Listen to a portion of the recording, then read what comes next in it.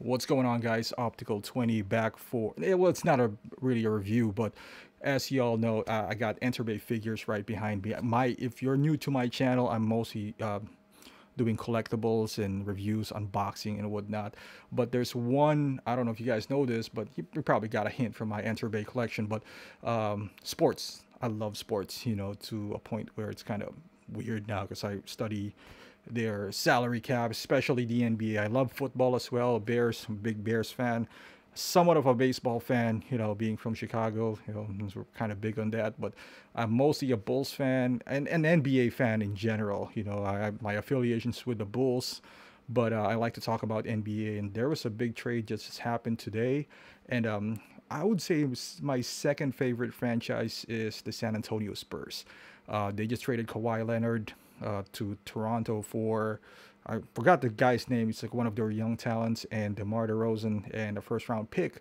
So it's basically Kawhi and Danny Green for DeMar DeRozan, this whatever names player, and a first round pick, which is highly protected. So it's the protection is it's protected from 1 to 20. So basically, it's not a non lottery first round pick, but having Kawhi in Toronto and being in the East, I project them to be a third seed anyway, even before Kawhi came into the picture because East is so weak right now. So I doubt they're gonna get anything below that anyway. But I'm surprised that this is the only the value that San Antonio got. Well, I'm not that surprised. I guess it shouldn't come to a surprise because he demanded a trade to Los Angeles, which is pretty specific. So the leverage were just gone, and but I guess it's a win-win for both teams. Toronto got rid of DeMar DeRozan's contract, which is humongous. And let's be honest here. I'm sorry, Toronto fans, but you can't have two. I call DeMar DeRozan a two-tier player. He's not really an elite. Like he's not in the category of James Harden. He's not there. So he's in the second tier where he belongs with Jimmy Butler, him, John Wall. I don't know. I kind of put Paul George in there in that category now, although I think he's a little bit above them. Basically, talents that would win you games would be enough for you to get to the playoffs, but come playoff time, you would never be a championship team with those. So DeMar DeRozan is one of those players. However, there's an exception to these kind of players if they go to a right system, the San Antonio system, for example. If you're a somewhat good player, you would look great in that system. And I hope that what happens to DeMar because he looks like a nice guy and he works hard.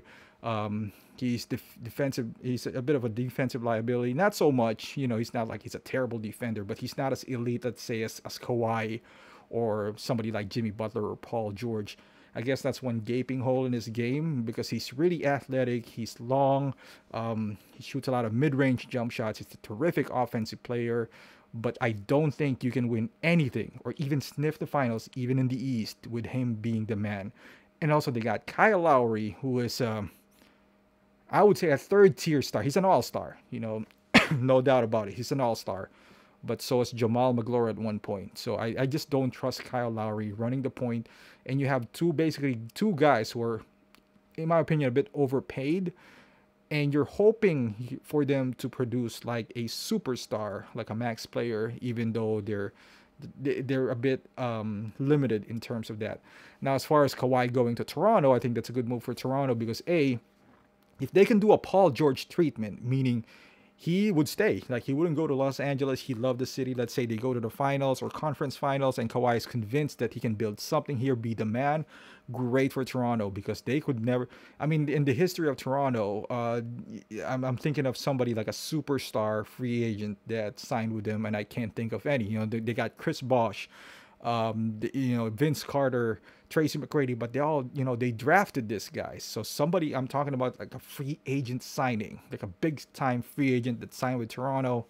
Unless you want to, I don't consider Ibaka, re-signing with them a big pickup. I guess Akeem Olajuwon was there at one point, but that's towards the latter part of his career, so I don't really count that. They got to build to the draft. So if Kawhi, and I still think Kawhi is going to walk away at the end of the season, I think he still has his mind, set into Los Angeles, whether it's Clippers or the Lakers, I think he's gonna walk. So if he does, um, you know, if you're Toronto, you got a ton of cap space. Even though you can't sign free agents, maybe if you build something from there, if you go to the conference finals or the NBA finals, you can build off of that. And if you do, then maybe you can attract new free agents. Maybe, but if not, then you tank. You just go all out. Get some, use those cap space to get other players. Let's say, I don't know if Luol Deng's already a free agent. Get somebody like him, and then ask for draft picks in return, or every year there's teams who's trying to unload players to clear out cap space so they can sign big name players, and you can play a part of that. Like, incentivize yourself, get a draft pick or two, and use those cap space to good use. So I think it's a win-win for Toronto. If he stays, great. That's the best case scenario. If he leaves, then you can start your rebuild. You're not gonna stay in the NBA purgatory where you are good enough.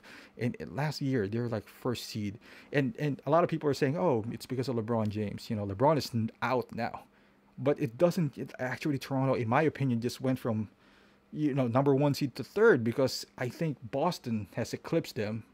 If they meet in the conference finals or second round, I think Boston's going to beat them, even with DeMar DeRozan. And I think Philadelphia definitely has eclipsed them.